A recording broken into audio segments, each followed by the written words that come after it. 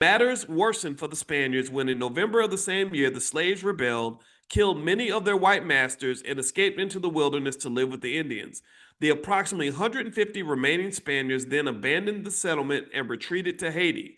The black slaves that they left behind undoubtedly joined and interbred with the local Indian tribes. Their mixed offspring awaited the arrival of the European settlers who came nearly a century later. A public edict laid the foundation for racism. This is interesting. Before the Maryland colony came into existence in 1634, newly arrived European whites and African blacks intermingled and socialized reasonably well. In 1638, however, the Maryland colony issued a public edict encouraging a separation of the races. It became the basis of public policy for race relations in America. The Council for the Maryland Colony Edict stated that, quote, neither the existing black population, their descendants, nor any other blacks shall be permitted to enjoy the fruits of white society, end quote. The public edict later became more commonly known as the Doctrine of Exclusion. So that's when it began in Maryland. They decided, hey, let's just make a law and just say, if you're black, you can't be free. Because you're black, you're going to be a slave. That's it. And that became the law of the land. So this is when they talk about systematic racism. To me, this fits the category because you're talking about systems designed that specifically exclude black people from opportunity, freedom, and possibility. Around the mid-1660s, various colonies picked up the Maryland Edict or the Doctrine of Exclusion and expanded it into enslavement laws for people of African descent. So other states started to pick up what Maryland had done. Once established, the laws became the basis for a national public policy on the exploitation of blacks that was passed on from generation to generation through social customs and public laws. The slave codes of 1705 required that all individuals, churches, businesses, organizations, schools, and all levels of government to teach, justify, and enforce the status of blacks as, quote, a subordinate, excluded, non-competitive, non-compensated, managed workforce for the personal comfort and wealth building of white society. This public policy remained in effect until the late 1960s and probably is still in effect right now. Let me read it again.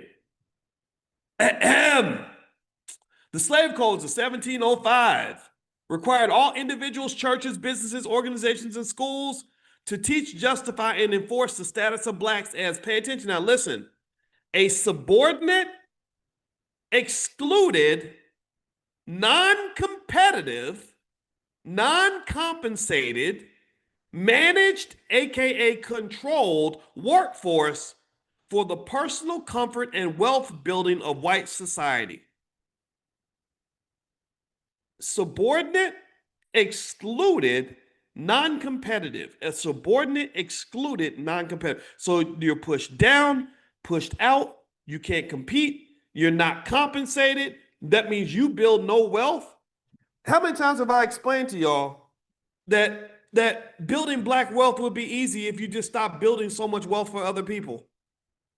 You have been designed, you have been engineered, you have been made into the original artificial intelligence. They programmed you like ChatGPT. You were programmed to become a wealth building machine for white society.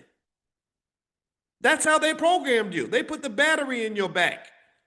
So when you look around, what do you see? You see everybody building wealth that's not in the black community. Why? Well, because for hundreds of years, you've been trained generation after generation to be a subordinate, excluded, non-competitive, non-compensated, managed workforce.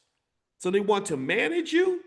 They're not going to compensate you, and they don't want you competing with them for opportunities. So if you look around, that's what you see. The children come out of school, the children can't compete. They're all looking for jobs for white people. They're like, who's my master going to be? I need a boss. They're not looking to be the boss. They're looking for the boss. They're not looking to drive the bus. They're looking for the back seat of the bus. That's where we're supposed to be. They can't even fathom. They can't even imagine. You better not even imagine owning the bus. You better not imagine driving the bus. You better not even pretend like you think you can actually compete. So in many cases, our economic consciousness is very, very low.